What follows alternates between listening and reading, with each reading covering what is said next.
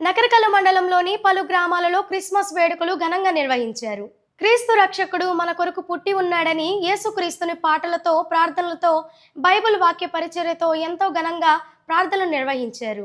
ప్రపంచానికి ప్రేమ, కరుణ, శాంతి, క్షమ, సేవ అనే మహత్తర సందేశాన్ని అందించడం ప్రభు యేసుక్రీస్తు పవిత్ర జన్మదినం సందర్భంగా క్రైస్తవ సోదరీమణులందరికీ చర్చి పాస్టర్ క్రిస్మస్ శుభాకాంక్షలు తెలియజేశారు.